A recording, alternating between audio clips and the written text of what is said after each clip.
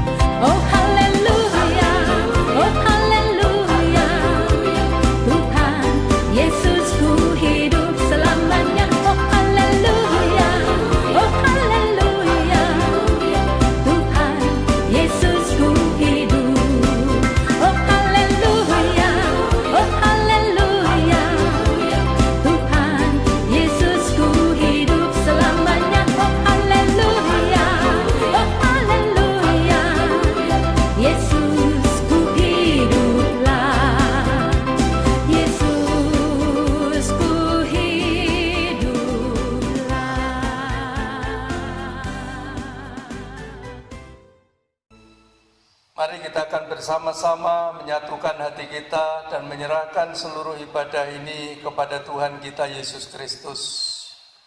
Bapa Surgawi, pada pagi hari ini kami datang menghampiri Engkau untuk berterima kasih dan bersyukur kepada Tuhan Allah yang sudah menolong kami dari hari ke hari sehingga kami boleh melewati sepanjang minggu ini dengan selamat. Dan pagi hari ini Tuhan, Engkau telah menolong kami untuk kami bisa beribadah bersama-sama dengan keluarga kami masing-masing. Kami berdoa memohon Tuhan akan mempersiapkan hati pikiran kami supaya kami dapat beribadah dengan berkenan kepada Tuhan. Terima kasih ya Tuhan, kami mengucap syukur, kuduskan hidup kami, hati dan pikiran kami agar kami dapat memuliakan Tuhan. Tuhan, kami mau mempercayakan seluruh ibadah pada pagi hari ini dengan memulainya dalam pengakuan bahwa pertolongan kita adalah di dalam nama Tuhan Allah yang telah menciptakan langit dan bumi dan segala isinya, yang di dalam kasih dan kesetiaannya tidak pernah meninggalkan buah perbuatan tangannya kekal selamanya. Kiranya turun atas saudara-saudara sekalian anugerah dan sejahtera di dalam nama Bapa, Putra, dan Roh Kudus. Amin. Mari saudara, kita akan mempersiapkan hati kita untuk kita bersama-sama membaca dan merenungkan firman Tuhan. Kita akan bersama menyanyikan pujian, dan biarlah pujian ini akan mengantarkan kita untuk mempersiapkan hati demi mendengar kebenaran firman-Nya.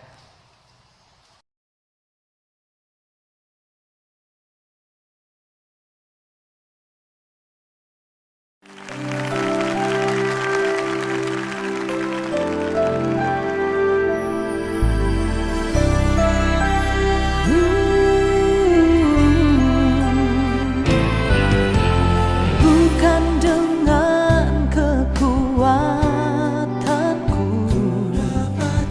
ku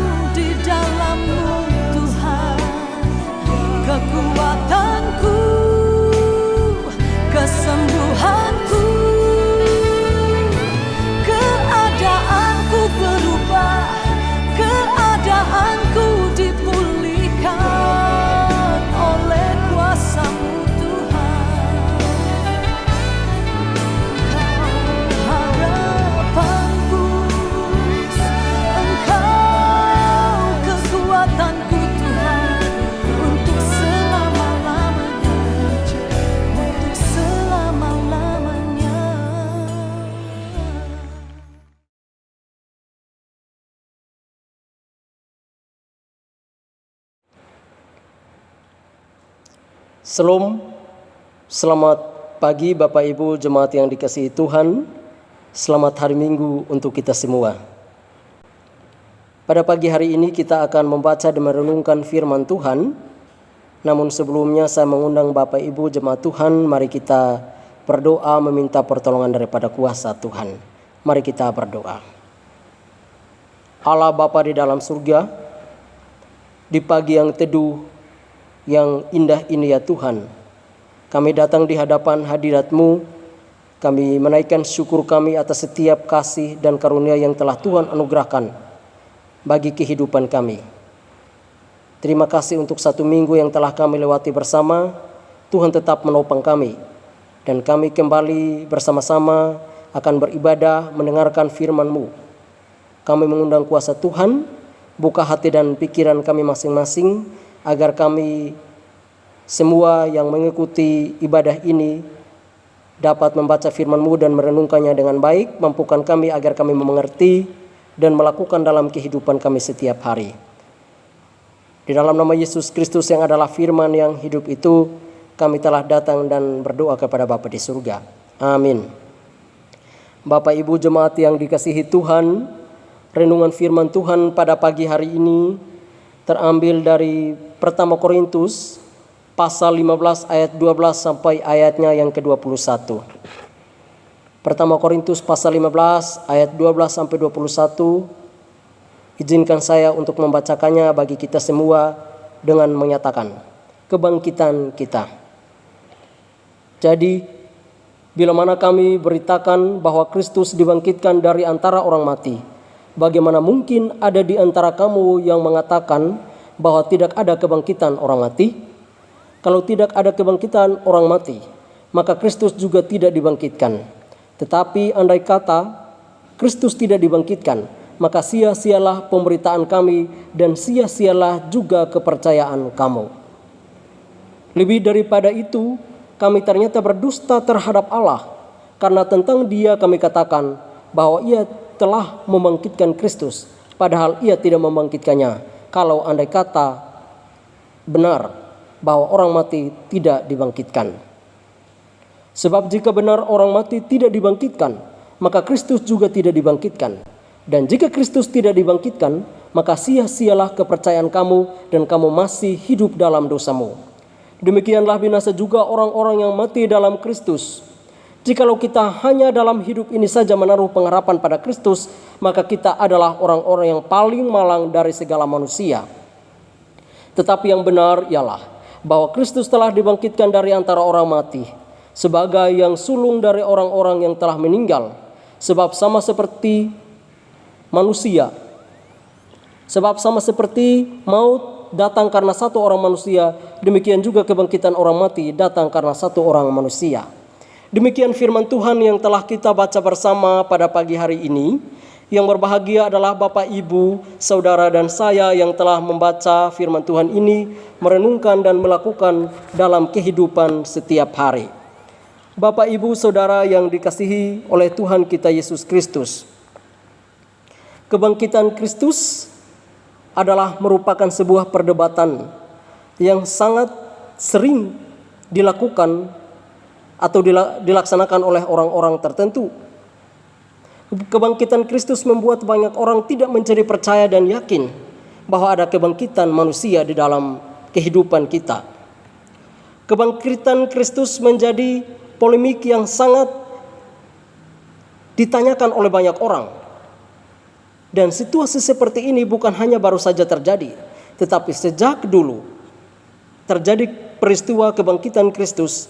Hingga saat ini sering banyak orang, kelompok, orang-orang tertentu yang mengalami perdebatan dalam kehidupannya tentang kebangkitan Kristus ini.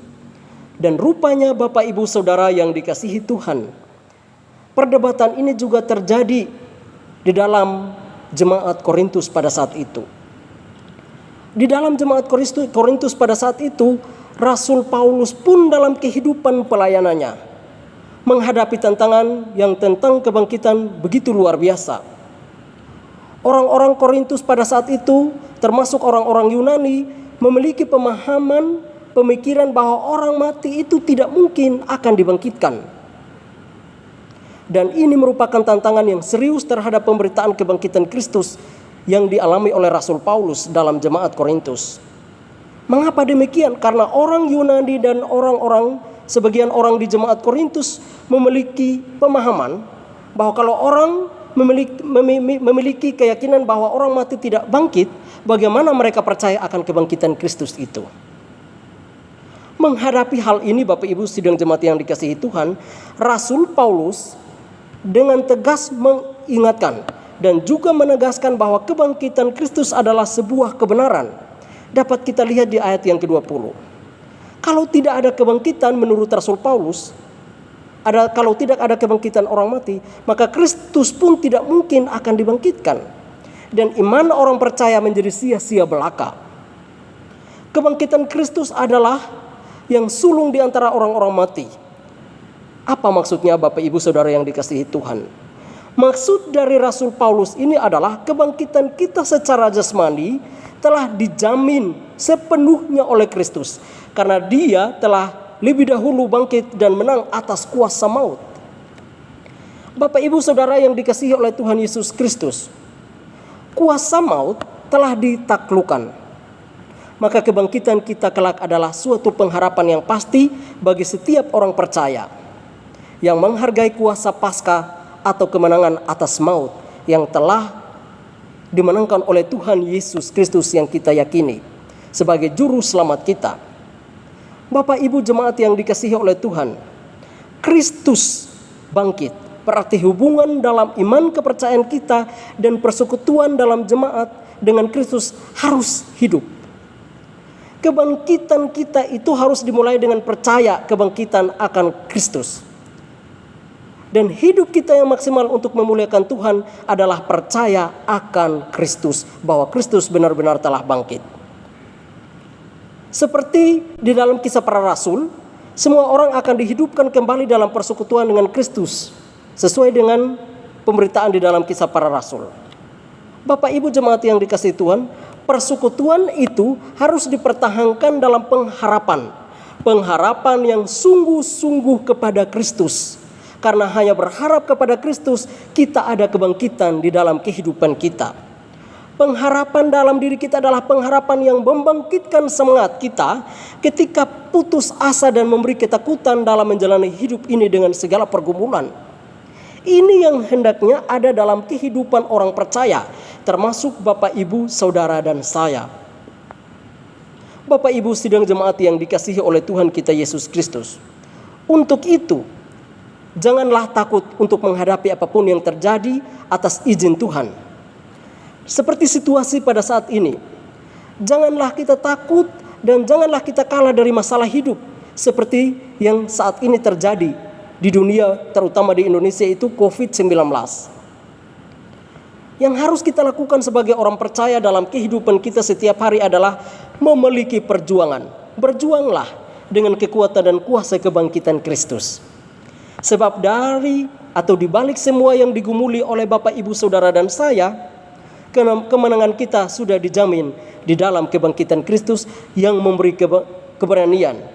Kemenangan di dalam kebangkitan Kristus yang memberikan kekuatan bagi Bapak, Ibu, Saudara, dan saya.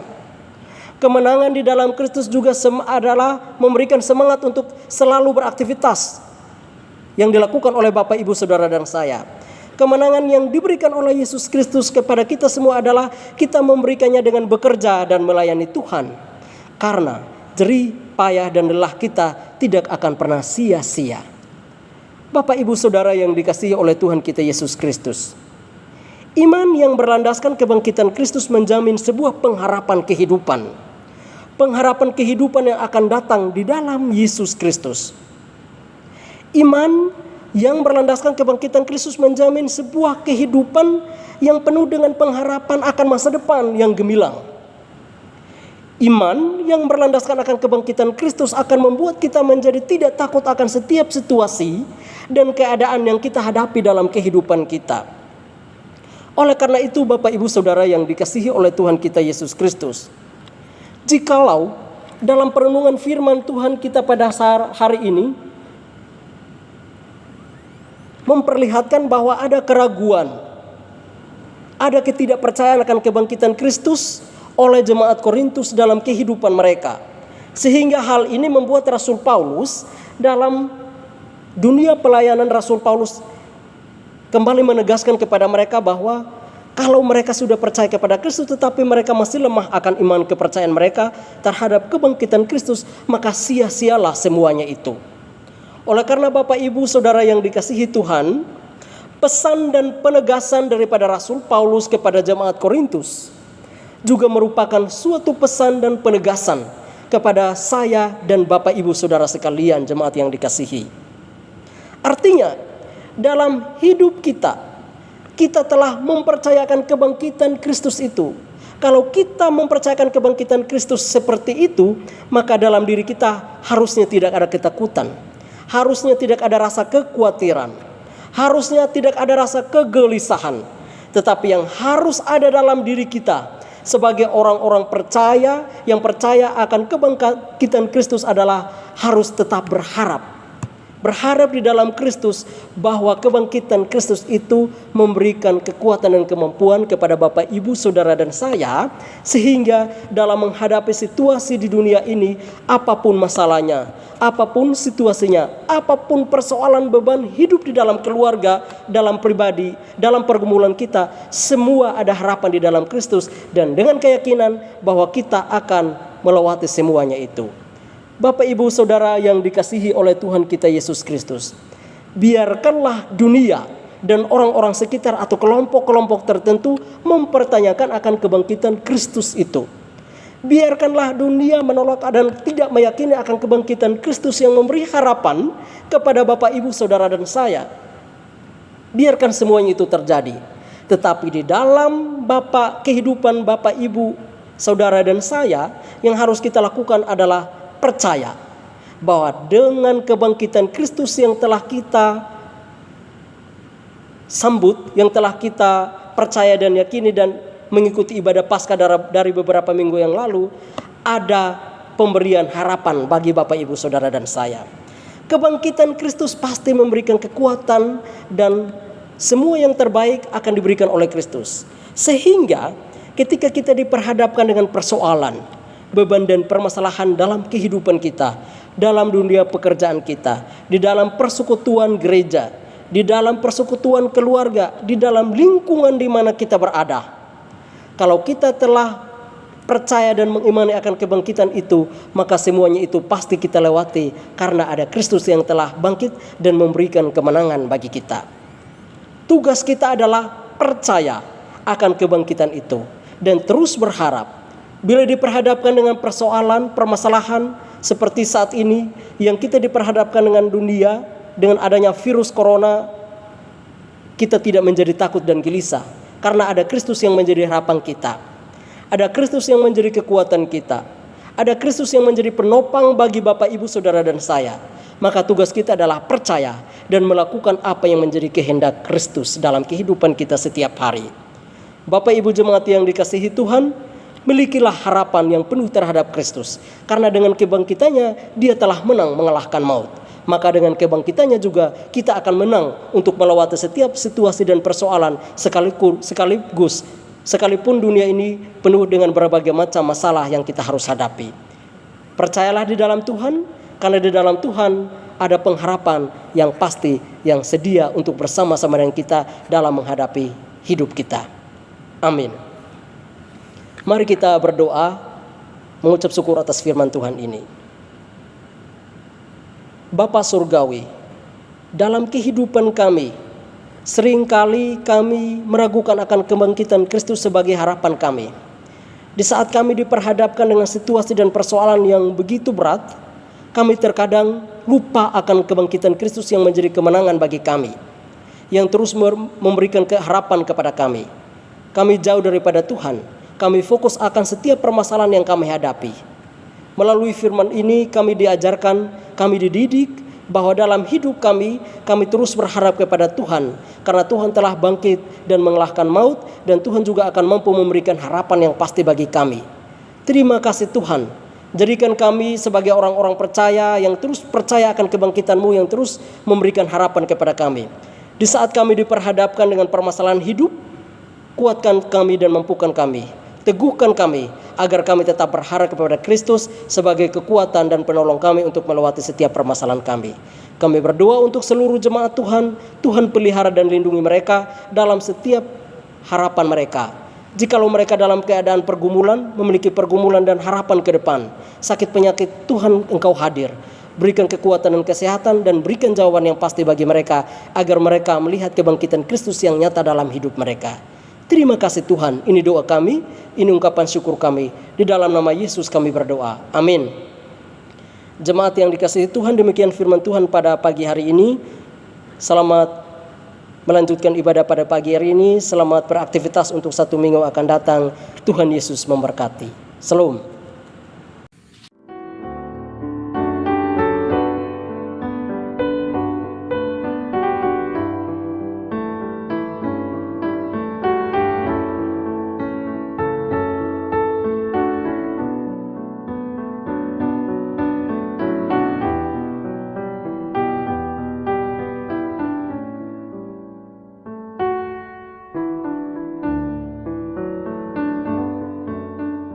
Bapak, Ibu, dan Saudara, kita bersyukur kepada Tuhan untuk kesempatan di mana kita bisa beribadah bersama-sama pada Minggu pagi hari ini. Biarlah kita bersama dengan seluruh keluarga kita tetap ada di dalam pertolongan dan perlindungan Tuhan dan menjadi orang-orang yang setia dan taat kepada Tuhan, yang mampu menyikapi situasi yang sulit ini dengan senantiasa benar menurut kehendak Tuhan. Saudara, mari kita akan mengakhiri ibadah kita pada pagi hari ini.